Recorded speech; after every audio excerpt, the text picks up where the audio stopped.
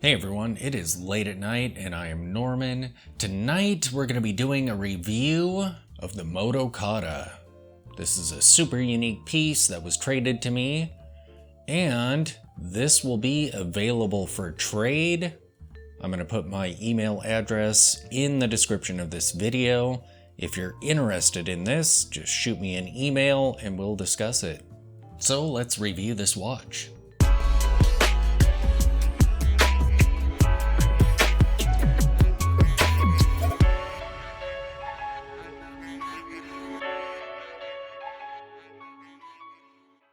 Okay, so here is the Moto Kata. As you can see by the branding down here, this is a crazy looking watch. I have this on a Dan Henry strap. This is a great strap, and it works perfectly with this watch. It has some Dan Henry branding here, but that's fine.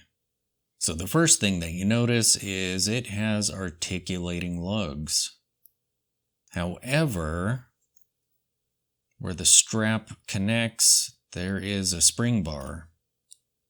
So what you would find in pieces that Skagen, for example, puts out, when they have lugs kind of like this, they will have the strap actually screwed in place, maybe a piece of metal here, and you screw it down, clamping that in place. So when you're wearing it, it would force these down. That doesn't happen with this watch. If you saw my first impressions video of it, I was kind of surprised. So when I put it on the wrist, they were just kind of hanging out like this, and it looked strange. However, I've been wearing this watch periodically, and after a while, it kind of settles on your wrist, and this top one at least will kind of bend down like that, and this one will relax a little, and it looks much more natural. Kind of like here. So that's pretty cool. This case is brushed. We have a standard lug width here, and look, it still has the sticker on the back. I'll have to take that off because it's starting to come off at the edge here. Yeah. Looking at the case back, we have strong ideas. That's always entertaining when brands kind of talk up themselves in their own products. A good example of that is Best Foods. Hilarious. So the case back is screwed down.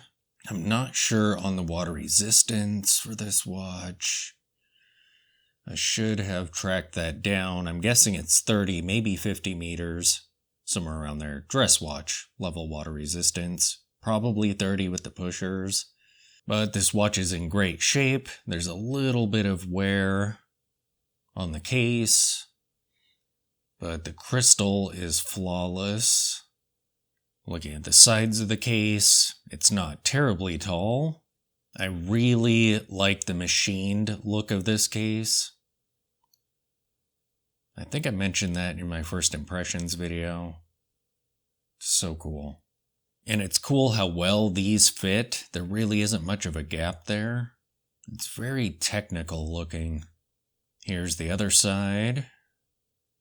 And this is one of those pieces where when you're not using the chronograph, there is nothing moving on the dial. So when the battery dies in this, that could be a problem if you don't notice that it's dead. But it's fine. So let's see what it's like to operate this. Because as you can see, this crown is smooth, and it's small and kind of recessed in there.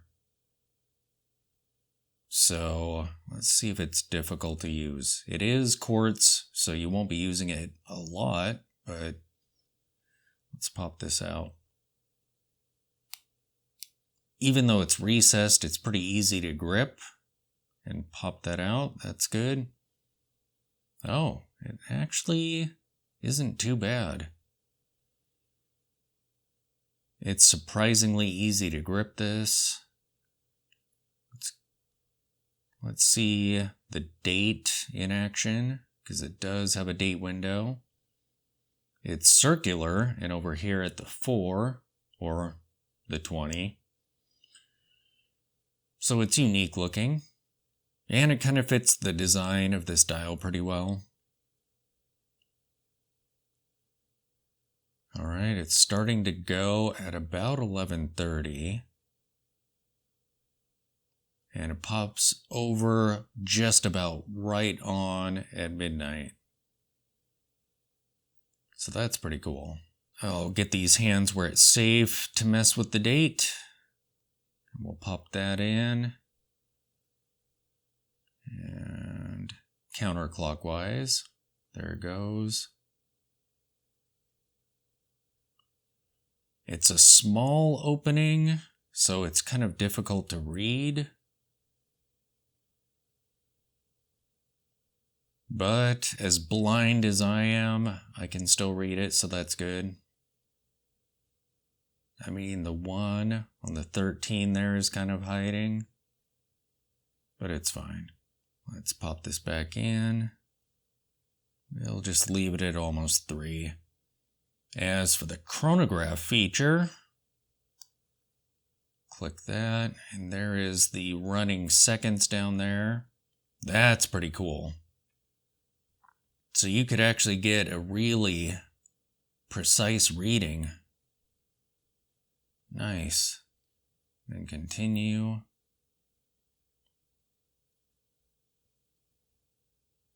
Let's let this go around and we can see the other chronograph hands do their thing.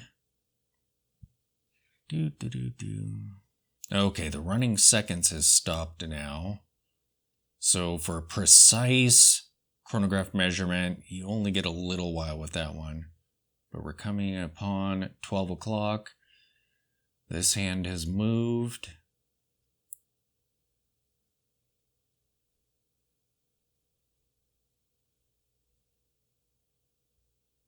So I think that one tracks 30 minutes, and then I think you can run it even longer, and this one's going to start counting off your time. Then we'll stop it and reset it. And it smoothly goes back into place. Being a quartz chronograph, the upside is if this alignment here at 12 o'clock gets out of whack, you can actually reposition that. I believe that's the case with every quartz chronograph.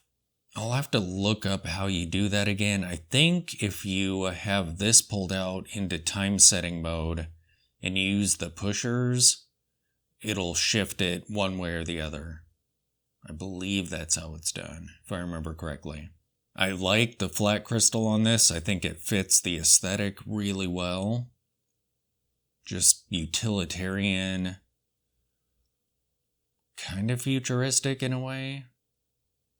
Definitely industrially, yeah. And I absolutely love the dial.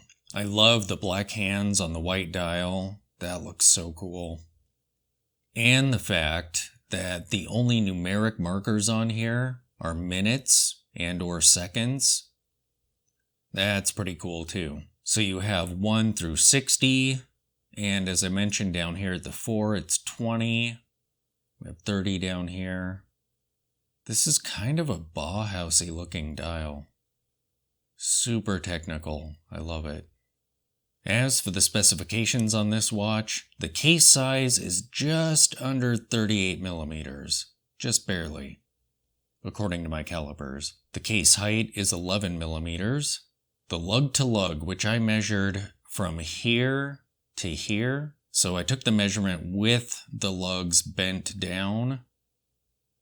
That measurement is 45 millimeters. The lug width is 20 millimeters. The crystal is not sapphire, so I'm guessing it's mineral, but I took the diamond tester to it and definitely not sapphire. The movement inside this is a Japanese quartz movement. Apparently the case, according to the case back, was made in China, but the movement was made in Japan. Alright, tonight I am wearing my Projects watch. And I love this bracelet on it. It looks perfect. But this is a hair puller. Oh, it's brutal. But it looks so cool. I wonder if a Milanese strap might be a good idea. One that's quality enough to not pull hair so much. It just looks so good with this bracelet on it. Such a fun watch. Let me take this off and we'll look at the Motokata when you're wearing it. And there it is. On my wrist, this strap is really long. I am on the smallest hole, and it goes all the way around my wrist. But it's fine. You can see that that lug is kind of settled in a little, so it's angled down. This one not so much, but if one of them is down, it definitely helps. That is a really cool looking watch. The height is good. That colorway looks great with the brushed case.